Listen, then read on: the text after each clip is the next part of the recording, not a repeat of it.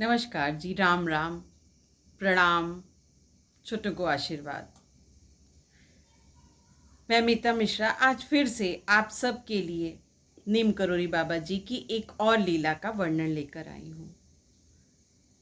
पूरी कहानी सुनिएगा। बहुत सुंदर लीला है बाबा महाराज की अपने एक भक्त की प्रति।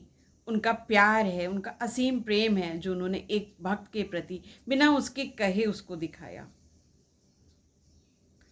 एक बार एक उनके भक्त अपने गांव में बैठे थे और दोनों पति पत्नी बैठे हुए बातें कर रहे थे। उनका पुत्र जो बर्मा बॉर्डर पर लड़ाई के लिए गया हुआ था, उसका 1 महीने से ऊपर समय हो रहा था, कोई संदेश नहीं आया था। कैसा है वो, क्या हुआ, कुछ खबर नहीं थी। बहुत परेशान थे वे दोनों वृद्ध। और तभी अचानक से बाबा महाराज वहाँ आ जाते हैं और उनसे कहते हैं, आज रात मैं यहीं रुकूंगा, मेरे लिए व्यवस्था करो। व्यवस्था मतलब उनके लेटने का इंतज़ाम। वो वृद्ध बहुत गरीब भी थे, तो जो भी उनसे संभव हुआ उन्होंने बाबा महाराज के लिए व्यवस्था करी, उनके खान पान का इंतज़ाम करा और रात में आंगन में ही एक चारपाई डाल दी। बाबा महाराज वहीं पर आराम करने के लिए लेट गए। वो वृद्ध भी वहीं नीचे बिछा करके कुछ, दोनों लोग लेट गए। पूरी रात बीत गई। बाबा महाराज पूरी रात करारते रहे, पूरी रात आह ऊ आवाज़ें आती रही। वो वृद्ध सुनते रहे और सोचते रहे क्या करें, क्या हो रहा है, क्या तकलीफ है बाबा महाराज को। पर ये तो बाबा की लीला थी, वो नहीं जान पा रहे थे क्या लीला कर रहे थे बाबा उस समय। सुबह हुई, बाबा महाराज उठे और बाबा महाराज हमेशा कंबल ओढ़े रहते थे। उन्होंने वो कंबल, वो चादर अपनी उन वृद्ध दंपति को लपेट करके दे दी और कहा, इसको सुबह जाकर के नदी में बहा आना, गंगा में बहा देना इसको, और हाँ, खोल कर मत देखना वरना फंस जाओगे। सुन लिया, उनके विभक्त थे तो उनका कहा तो टाल नहीं सकते थे। उन्होंने सुना और जब दिन हुआ तो दिन में जा करके वो कंबल उनका उन्होंने गंगा में बहाने के लिए लेके गए और जा रहे थे तो रास्ते में उस कंबल में से खड़खड़ खड़खड़ कुछ आवाज़ें आ रही थी। एक दो बार मन में आया कि सोचा कि देखें खोल करके कि क्या है आखिर इसमें, ये कैसी आवाज़ें आ रही हैं।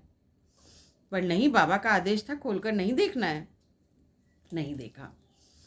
जा करके उन्होंने उस कंबल को गंगा में बहा दिया। घर आ गए। ठीक 1 महीने बाद उनका बेटा उस लड़ाई से, बर्मा बॉर्डर से लौट कर आया।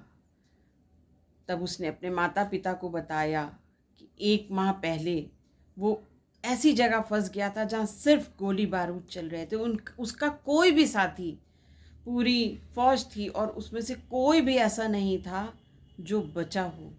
उसे भी गोलियां लगी थी, लेकिन ना जाने कैसे उसको कुछ नहीं हुआ, वो बच गया। उसने जो तारीख बताई थी, जो तिथि बताई थी अपने माता पिता को, वो वही तिथि थी, वो वही तारीख थी जब बाबा महाराज उस दंपति के घर आए थे। और वो रात जब बाबा पूरी रात सो नहीं पाए थे, वही रात थी। बाबा महाराज ने उस दंपति के सारे दुख, सारी परेशानियां जो उनके बेटे को आनी थी, सब अपने ऊपर ले ली और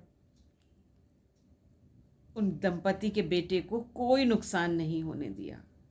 आज भी बाबा महाराज हम सबके साथ रहते हैं।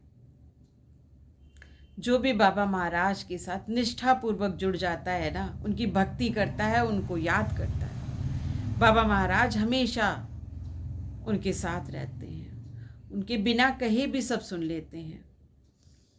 अगर बाबा महाराज के साथ आपका थोड़ा सा भी लगाव है, आप बाबा महाराज को अपना गुरु मानते हैं, अपना पिता मानते हैं, तो बाबा महाराज आपके साथ, आपके परिवार के साथ हर घड़ी रहेंगे। उन पर से कभी भी विश्वास को टूटने मत दीजिएगा, क्योंकि आप बाबा महाराज पर जो विश्वास कर रहे हैं ना, वो हमारे माता पिता की तरह ही हमारे विश्वास को कभी टूटने नहीं देते हैं। आज की लीला अगर बाबा महाराज की आपको अच्छी लगी हो